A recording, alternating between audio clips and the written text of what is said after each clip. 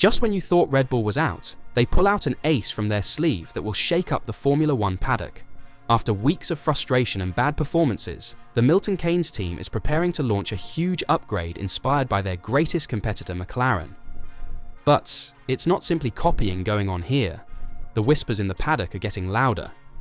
Red Bull suspected McLaren and a few others of breaking the rules, maybe cooling their tyres with water, a move that might spark a major controversy. So, how did we get here? Last weekend in Bahrain, everything fell wrong for Max Verstappen and his team. The Dutch champion did not mince words, calling their performance unacceptable due to balancing concerns, overheating tyres, and pit stop disasters that reduced the RB21 to a ghost of its former versions. Verstappen was visibly frustrated. He openly questioned the car's direction and the team's development tools, leaving fans and pundits perplexed. Red Bull isn't taking it lightly. With their backs against the wall, they're planning significant modifications to combat the specific flaws shown under Bahrain's glaring lights. Meanwhile, behind closed doors, Helmut Marko and Christian Horner are vigorously pressuring the FIA to investigate their concerns about McLaren. The future races, particularly Imola and Barcelona, will be crucial. Red Bull expects that the latest innovations will claw back performance and close the alarming gap with McLaren. However, the stakes are extremely high. If these modifications fail, Verstappen's championship ambitions may be gone entirely. Can Red Bull retake the top spot, or will the FIA discover something even more explosive behind McLaren's recent dominance? Let's find out. Everything that could go wrong went wrong. Max Verstappen is not one to mince words, and in Bahrain, he did not hide his dissatisfaction with a performance he described as unacceptable. The Milton Keynes team had fallen from the high of a successful weekend in Japan to the hard reality of a sixth-place result in Bahrain, troubled by balance issues, tyre management problems, and operational blunders. "What worries me is our pace," Verstappen admitted candidly. "The pace was very poor. We haven't improved in tyre management. In fact, it seems this year things are even worse." His late race overtake of Pierre Gasly was the only bright spot in an otherwise disappointing weekend. The gravity of the situation was not lost on Red Bull's upper management. Following the race, team head Christian Horner, technical director Pierre Wachet, chief engineer Paul Monaghan, and advisor Helmut Marko convened for a brief meeting lasting less than 1 hour. The team's internal conflict was evident. "We have an idea of what is not working," Horner explained post-race. "The wind tunnel is giving us data that does not correspond to that obtained on track. We are at the end of a regulatory cycle, and obtaining performance gains is extremely complex. This circumstance highlights the limits of our current technical tools." The correlation between wind tunnel data and on-track performance had long been a source of concern for Red Bull, and it had gotten worse since Adrian Newey left. The RB21, the most recent result of the team's difficult technical environment, had been especially sensitive, with a performance window that appeared painfully limited. Verstappen described the car as hit and miss. He elaborated, "Friday at Suzuka was bad. Qualifying was then a bit better, and the race was somewhat improved. But here in Bahrain, it was completely off again. There is no consistency. It's impossible to predict how the car will behave." Red Bull's issues were exacerbated by serious operational errors during pit stops. A wiring fault caused malfunctioning pit stop lights, resulting in a delayed release. Furthermore, a troublesome wheel replacement during Verstappen's second pit stop resulted in him spending almost 10 seconds still across 2 pit stops, ultimately eliminating his chances of a strong finish. It is certainly curious how, with Jonathan Wheatley's departure, we've struggled in an area where we previously excelled, noted Horner. Wheatley, the former sporting director, oversaw Red Bull's superiority in pit stop efficiency, and his absence was clearly felt. Furthermore, Verstappen's braking troubles, which were caused by an aggressive wheel corner setup rather than the Brembo material itself, added to Red Bull's challenges.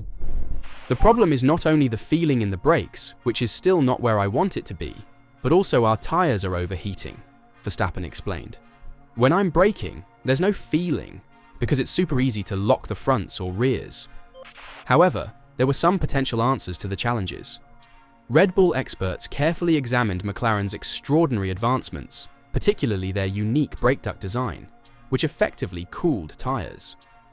With an important update package planned for Imola, Red Bull wanted to use similar design principles to combat overheating and increase performance consistency. However, Red Bull's strategic maneuvers went beyond simply replicating McLaren's advances. Rumors have surfaced from the Milton Keynes camp that McLaren, along with a few other teams, may be illegally filling their tires with water to reduce overheating during races. A possibly controversial claim aimed squarely at impeding McLaren's progress. Helmut Marko confirmed the suspicions cryptically.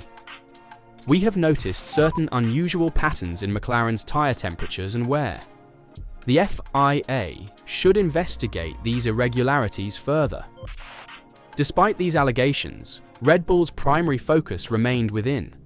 Horner offered the technical team's immediate objectives, emphasizing the necessity of correlation precision.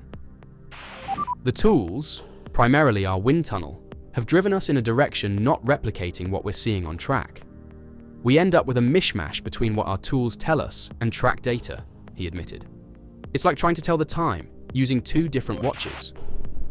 Red Bull's wind tunnel, located within a Cold War-era facility, had inherent constraints. Our wind tunnel suffers from temperature fluctuations, technical director Pierre Wachet previously explained. This means results vary depending on external weather conditions, making consistency difficult. Verstappen's patience was getting low. Asked whether the team had clear answers, he replied bluntly, "You'll have to ask them. Some bits are coming, but nothing immediate." Despite the turbulence, there was cautious optimism. Verstappen maintained a neutral stance. "I always try to do the best I can even in frustrating situations. We keep discussing, keep trying to improve. Even if you win a race, the issues don't just disappear." The hope was pinned on upcoming races, particularly Imola and Barcelona, where significant technical updates were expected, including the eagerly anticipated technical directive targeting front wings, a change Red Bull actively lobbied for, hoping to reel in McLaren's advantage. "We understand our problems. Introducing the solutions takes a little more time," Horner emphasized. "We must mask things through setup temporarily, but this race exposed pitfalls we must address immediately." As the teams returned to Europe, the pressure on Red Bull increased. With McLaren consistently outperforming the competition, Red Bull's engineers had their work cut out. The coming weeks will be important for changing the RB21's course. Pierre Wachet remained resolute. "We're fighting on multiple fronts. Yes, there's an urgency, but we're capable. We've pinpointed what needs fixing. Now we need to execute perfectly."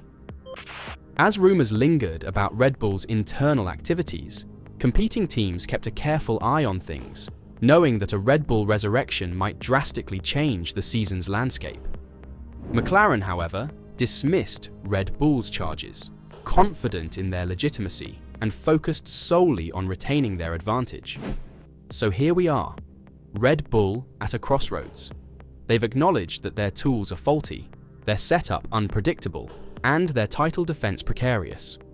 But now, with a major breakthrough on the horizon and an upgrade package directly inspired by McLaren's genius, they have a chance to change the narrative. The major question is, will it be sufficient? And what about the FIA whispers? If McLaren is indeed engaging in questionable tyre cooling practices, may we be witnessing yet another technical scandal that reshuffles the entire grid? Or is Red Bull simply stirring the pot while playing catch-up? For Max Verstappen, the next few weeks could determine his season and possibly his long-term future with the team. If Red Bull fails to deliver, will he stick around? The components are all in place, cutting-edge advancements, rising competitors, and accusations flying. Now it's only a matter of who plays their cards better. Will Red Bull's Imola package be the silver bullet they require? Can they silence the critics while stopping McLaren in their tracks? Or are we seeing the beginning of a new power shift in Formula One? Let me know your thoughts in the comments down below.